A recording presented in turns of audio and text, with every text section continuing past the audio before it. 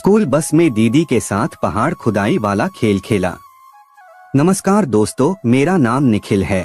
मैं दिल्ली का रहने वाला हूँ। मेरी उम्र 22 साल है। मैं अभी कॉलेज में पढ़ रहा हूँ। पहले मैं इस कहानी के बारे में आपको कुछ बता देता हूँ। यह कहानी मेरी और एक स्कूल बस ड्राइवर के द्वारा मेरी दीदी युविका की रगड़ाई की है। मेरी दीदी युविका मुझसे 3 साल बड़ी है, यानी कि वो 25 साल की है। उसके प्रॉपर्टी के माप तौल लगभग 34, 28, 36 है। मैं बता नहीं सकता कि दीदी देखने में कितनी सुंदर है। आप लोग उसको देखोगे तो आपका मन भी उसको रगड़ने को हो जाएगा। तो कहानी शुरू करते हैं। यह घटना लगभग 2 साल पहले की है, जब हम दोनों कॉलेज में पढ़ते थे। दीदी मेरे कॉलेज की सबसे खूबसूरत लड़की थी। सब लोग दीदी की खूबसूरती की तारीफ करते थे। सौभाग्य से युविका दीदी खुले विचारों की लड़की थी, पर मैं और मेरे माता पिता रीति रिवाजों और सभ्यता को मानने वाले व्यक्ति थे। कुछ कारणों से मेरे पिता ने दीदी को स्कूल की पढ़ाई के लिए मौसी के यहाँ भेज दिया था, जिस कारण दीदी हमारी तरह नहीं बन सकी। पर स्कूल और कॉलेज के बाद आगे की पढ़ाई के लिए दीदी फिर से हमारे पास आ गई थी।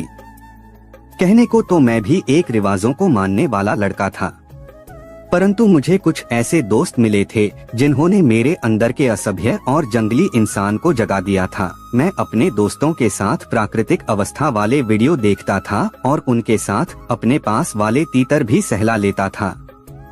घर में बहुत सी लड़कियों के बारे में सोचकर अपना तीतर को प्यार करता था। हालांकि मैंने 1-2 बार बाजार वाली को पैसे देकर रगड़ा था, पर वो दीदी के मुकाबले में कुछ नहीं थी।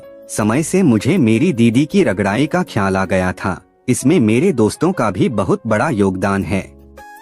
उनमें से किसी की भी कोई बहन नहीं थी, तो उन्होंने मेरे दिल में इस तरह से दीदी के लिए ख्याल पैदा कर दी कि मैं न उनको दीदी के बारे में गलत बनने में रोक पाया, न अपनी मन को रोक पाया। तो कॉलेज के समय मैं ऐसे ही किसी काम से मौसी के घर चला गया था। वहाँ मेरे काफी अच्छे दोस्त थे, तो मैंने वहाँ दोस्तों से अपनी दीदी के बारे में पूछा कि वो कैसी लड़की है और यहाँ उसे कोई परेशान तो नहीं करता। पहले तो उन लोगों ने मुझे कुछ नहीं बताया, पर मेरे बहुत पूछने के बाद उन्होंने बताया कि दीदी वहाँ बहुत लोकप्रिय हो गई है और उसके वहाँ कई प्रेमी हैं। वो अपने हुस्न से किसी को भी पटा सकती है।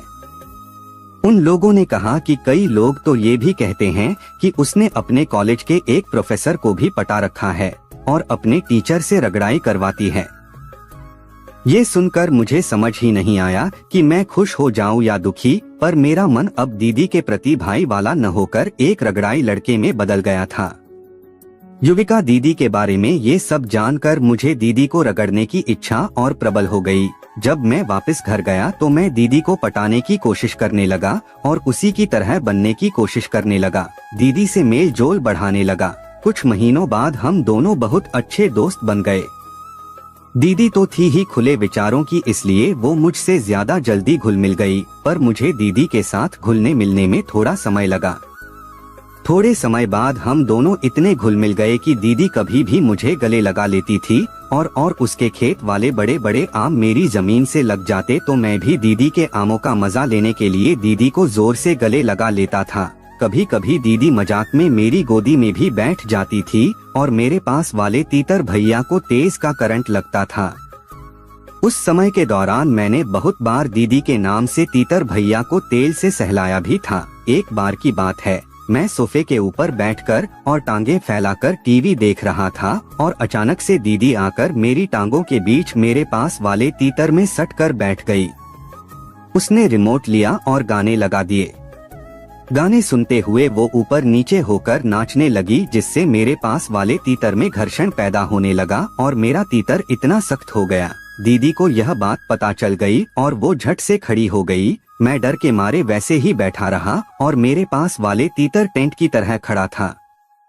दीदी ने ये सब देख लिया और वो बिना कुछ कहे वहाँ से चली गई। मैंने सोचा कि आज तो मैंने बहुत बड़ी गलती कर दी है, पर तभी मैंने ध्यान दिया कि युविका दीदी वहाँ से जाते समय थोड़ी सी मुस्कुरा कर गई थी और मैंने ये भी ध्यान दिया कि दीदी से सब हरकतें, जैसे मेरे गले लगना और मेरे बहुत करीब आना, कभी मम्मी पापा के सामने नहीं करती है, बल्कि जब हम दोनों अकेले होते हैं तभी करती है।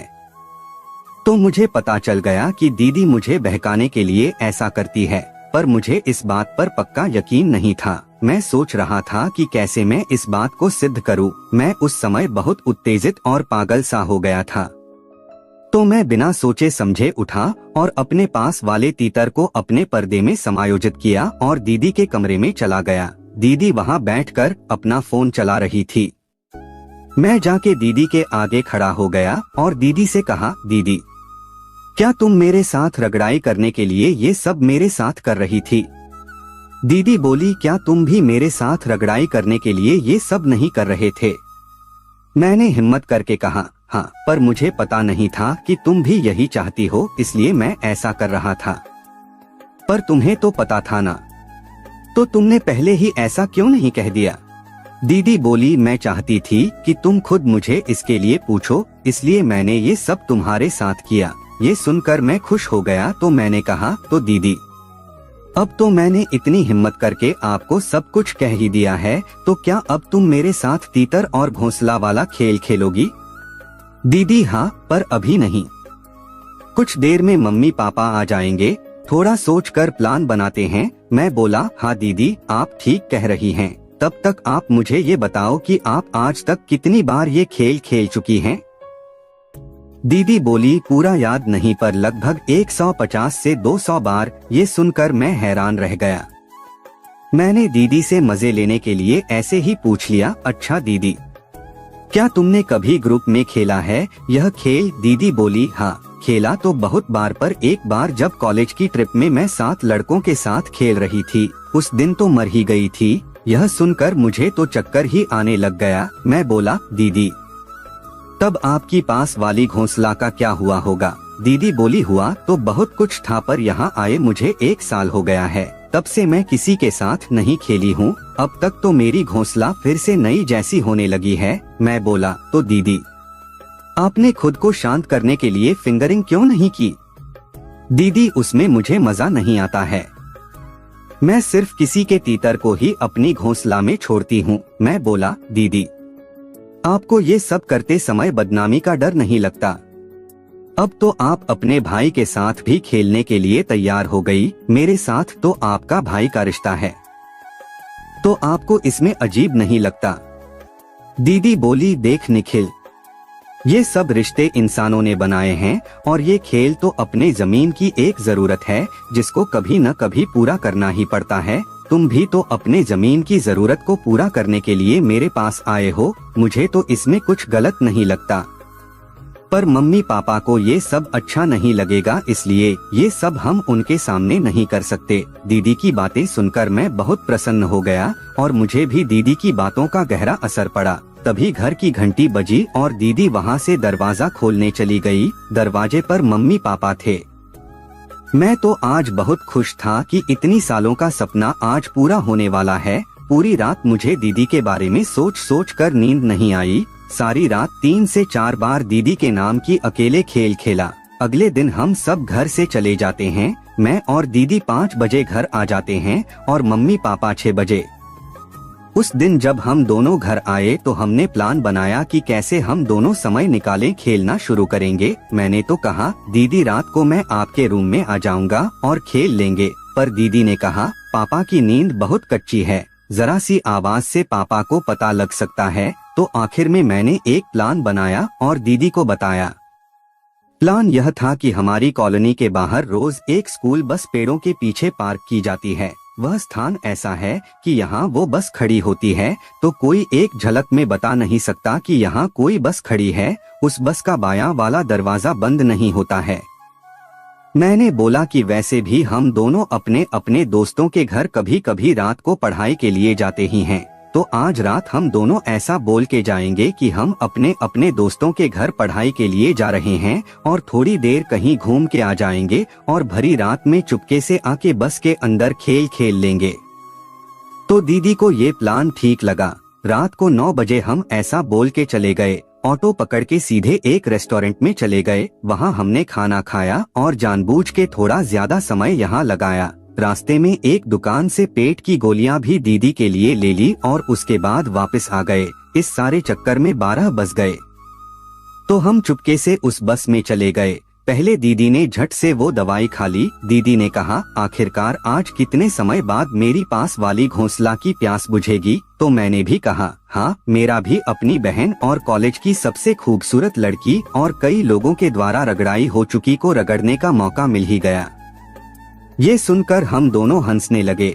मुझसे ज्यादा तो दीदी उत्तेजित हो गई थी। दीदी झट से अपने घुटनों पर बैठ गई और मेरी पहला पर्दा हटाकर और अंदर से मेरे पास वाला तीतर जगाकर निकाल दिया। दीदी के हाथ का स्पर्श लगते ही मेरा छोटा सा तीतर 7 इंच का तीतर बन गया। दीदी उसको देखकर खुश हो गई और मुस्कुराते हुए मेरे पास वाले तीतर के साथ खेलने लगी और थोड़ी ही देर में मुंह के बल से खेलने लगी। 10 मिनट बाद मदहोशी में मेरा तीतर उल्टी कर दिया और सारा गंदा नाली की पानी के मुंह में गिर गया और मैंने देखा कि दीदी ने सारा गंदा पानी पी लिया। मैं थक कर बैठ गया और दीदी से कहा, वाह दीदी, आपने तो एक बूंद भी गंदा पानी नीचे गिरने नहीं दी। दीदी कैसे गिरने देती?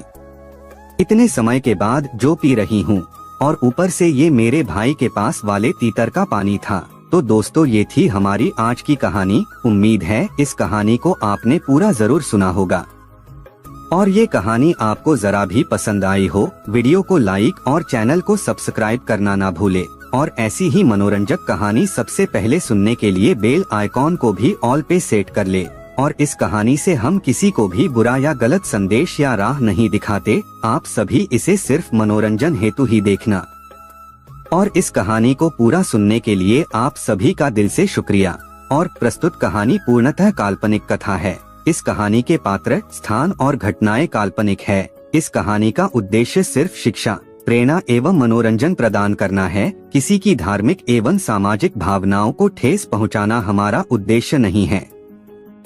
अगर ये कहानी किसी के असल जिंदगी से मेल खाती है तो ये केवल एक इत्तेफाक मात्र है। समाज की किसी भी कुप्रथा का समर्थन हम नहीं करते। धन्यवाद।